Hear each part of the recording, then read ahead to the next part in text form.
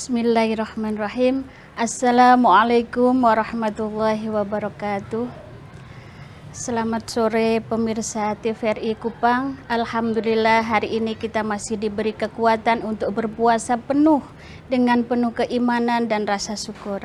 Alhamdulillahirabbil alamin wa bihi nasta'inu ala umuri dunya waddin. Allahumma sholli ala sayyidina Muhammad wa ala alihi wa ashabihi wa azwajihi wa dzurriyyatihi amma ba'du. Bismillahirrahmanirrahim. Rabbi shrahli sadri wa yassirli amri wahlul 'uqdatam min lisani yafqahu qawli. Pemirsa TVRI yang dirahmati Allah, sebelumnya saya mengucapkan selamat. Hari ini kita telah mencapai beberapa hari di bulan suci Ramadan. Semoga Allah selalu menyayangi kita, merahmati kita, memberi kekuatan pada kita, anak-anak kita dan keluarga kita untuk berpuasa Ramadan dengan penuh keimanan.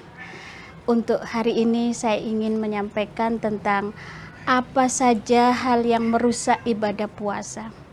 Dalam puasa ada nilai wajib, ada nilai sunnah, ada nilai mubah dan ada haram atau yang dilarang. Tapi juga ada yang merusak pahala. Puasanya sudah benar, tapi ada hal-hal yang membuat puasa itu tidak bernilai apa-apa. Allah menyampaikan bahwa jika orang puasa tapi tetap melakukan maksiat, maka Allah tidak menerima puasanya. Dia hanya mendapatkan lapar dan haus saja, tetapi tidak ada nilainya. Karena sebenarnya puasa Ramadan itu adalah ibadah yang khusus untuk Allah. Maka Allah memperlakukan khusus juga pahalanya. Tidak bisa dinegosiasi, mau dikurangi sembunyi-sembunyi, apalagi sekarang zaman digital. Yang paling harus dihindari adalah ghibah. Ghibah di sosial media, ghibah secara langsung ataupun dalam hati. Allah Maha Tahu. Maka jangan sekali-sekali merusak ibadah kita.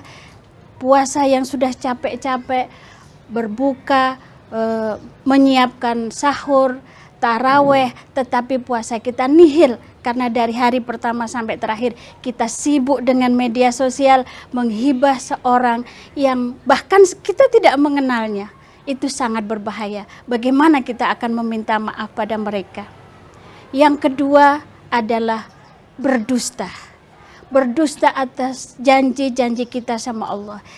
Terutama janji kita akan menjadi hamba yang baik. Ternyata kita hanya main-main karena sholat kita hanya sekedar sholat. Ngaji kita karena kita malu dengan grup kita kalau kita nggak ngaji. Ini lebih fatal karena sekarang sudah musim ada mengaji hataman, one day one juz. Tapi ada kalanya itu sangat riskan karena kita jadi malu ketika tidak ikut hataman. Padahal sebenarnya baca Quran itu untuk kita dengan Allah, bukan untuk kelompok atau grup kita. Maka mulai hari ini kita mengevaluasi hati kita, apakah benar saya sudah tidak menghibah, apakah benar saya sudah mengkhianati janji saya dengan Allah untuk tidak melakukan hal-hal yang dilarang Allah. Yang ketiga adalah hudul bashar, orang yang tidak menutup matanya melakukan maksiat. Kalau bahasa dalam kitab Fathul Qorib, maksiatul ain. Nah, orang yang bermaksiat dari mata secara otomatis puasanya batal. Karena maksiat mata bisa jadi melihat foto yang tidak benar, melihat fisik orang, kemudian kita dalam hati menghina secara tidak langsung. Itu sangat rentan. Apalagi kita yang seharian tidak bekerja, di rumah menonton TV terus. Kalau ada ulama sufi bilang itu bagian dari perbuatan haram. Karena mendekatkan kita pada hal-hal yang akan merusak ibadah. Jadi bagaimana? Ya kurangi hal-hal yang seperti itu. Karena sebenarnya hati kita itu sadar, oh begini ini dosa, oh ini begini ini nggak benar. Sebenarnya tanpa dilarang, kita secara nurani itu merasa. Jadi ada 3 hal mulai dicatat, ghibah, berdusta, kemudian tidak menjaga mata dari maksiat dan dosa. Yang keempat adalah berkata bohong. Berkata bohong pada siapa? Pada semuanya. Kalau pada orang, bohong kita bisa minta maaf. Kalau pada anak, kita juga bisa minta maaf. Anak pada orang tua bisa minta maaf. Kemudian pada gurunya bisa minta maaf. Tapi sama Allah, bagaimana cara maaf kita? Istighfar terus menerus supaya puasa kita tidak rusak pahalanya. Kalau mau kualitas kita baik. Dan itu pun ada tingkatannya menurut para sufi. Puasa tingkatan orang alim, puasa tingkatan orang biasa, dan puasa orang-orang yang masih belajar puasa. Tapi kita harus mulai sekarang.